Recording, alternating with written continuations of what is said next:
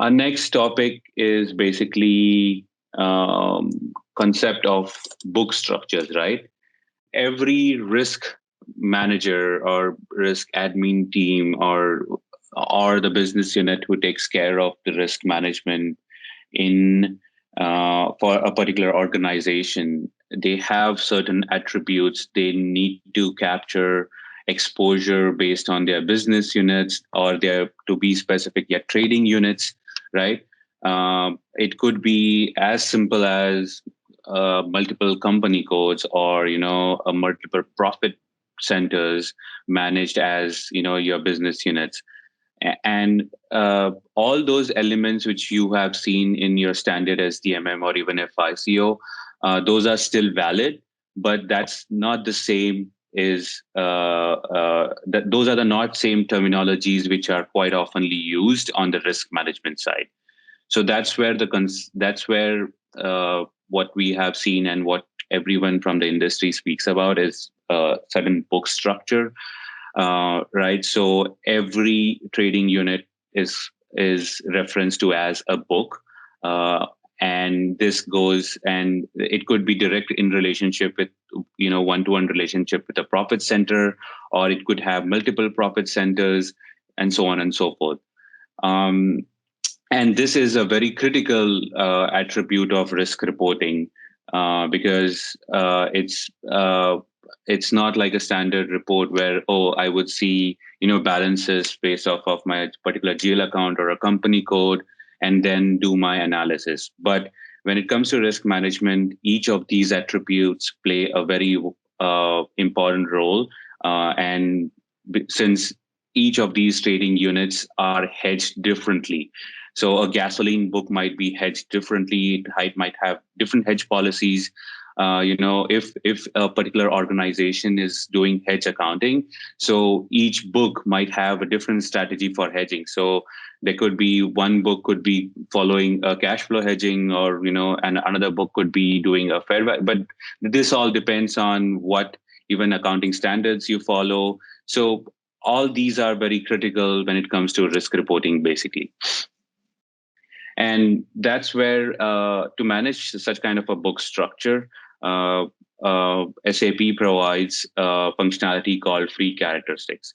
So these free characteristics are a way to create your book structure. These are integrated into your risk reporting as well. And this gets integrated to your physical side of the documents and financial side of the documents as well.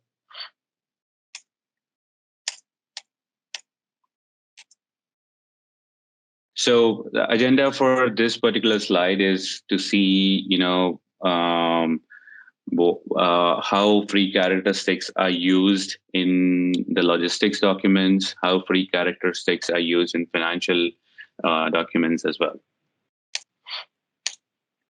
So as I was saying, you have different attributes in your in your organizations. For example, I gave an example of your certain trading books, or your business units, or to one more example is in this screen here, which is a portfolio. So portfolio could also be different portfolio or strategies. Like strategies are the most common book structure attribute what we have seen, what we see in each organization, right? And strategy again could be a part of a trading unit, or could be directly one-to-one relationship with your profit centers for your financial accounting when it comes to financial accounting, right?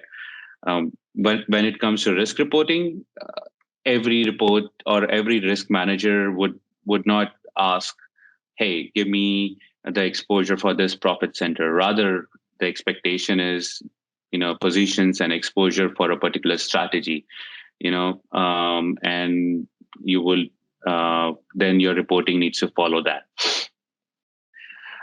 For free characteristics, basically, SAP uses the standard class management for creating free characteristics.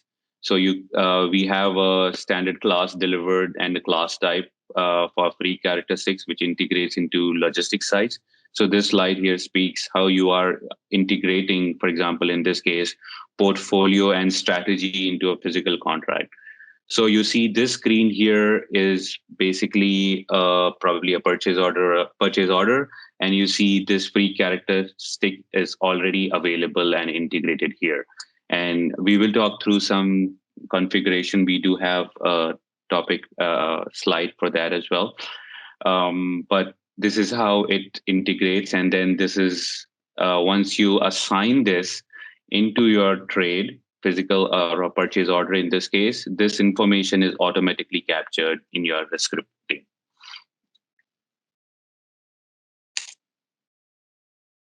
So as I was saying, the book structure is basically can be any categorization, right? It need not be the same for each organization. And in fact, it's never the same. So for one organization, it could be just organizational structure, process, or any other market overview, or market trading units, or even it could be on a very high level trading units like marketing or OTC. So it could be anything, or it could drill down to more complex or more deeper, like compliance, market strategy, HVC, and so on and so forth. And then it goes into more detail if you have a region specific trading units or commodity specific trading units.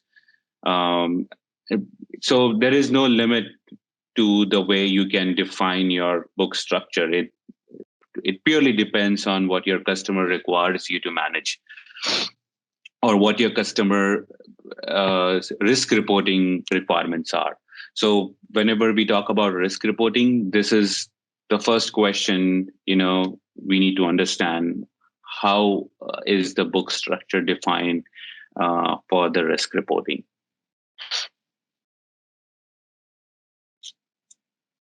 Okay. So as I was saying, so every free characteristic is assigned in the logistic document. They are they can be predefined as well. You can create your own characteristics. These are just the two views in a particular document: simple view and detailed view. And this is where you would have to select these attributes manually on the trade. This is all integrated also if a customer is using SAP's deal capture solution, since commodity management as a whole is integrated with deal capture. So everything is integrated and then flows back to the risk analytics.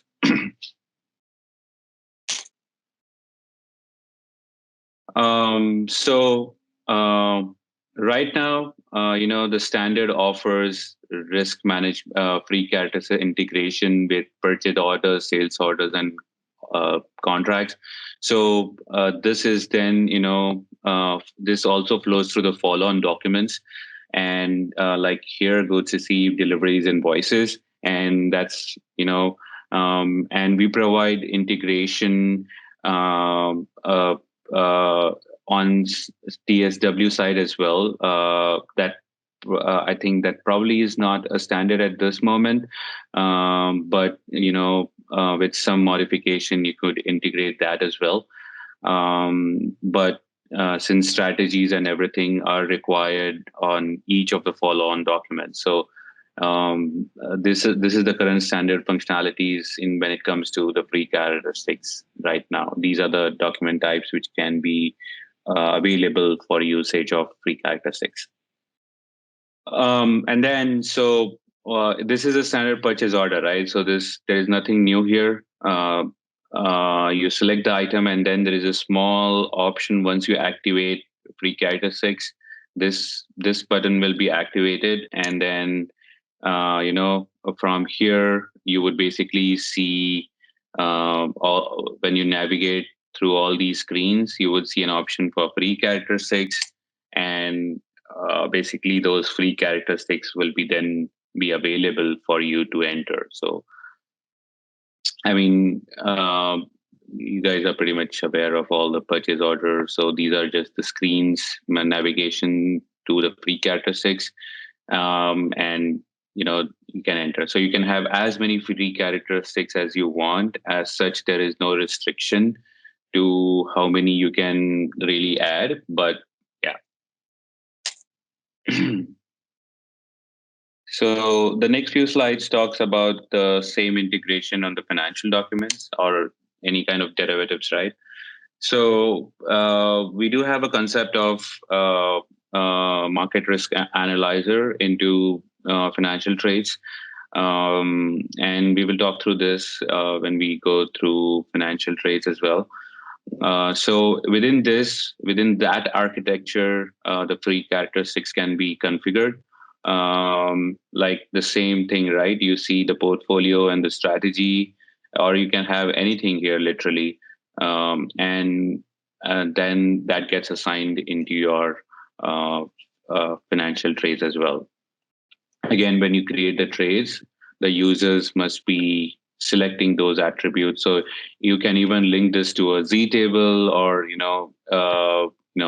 the basically the configuration of analysis parameter within treasury and risk management is quite flexible in that sense as well. Right. So this was just an overview.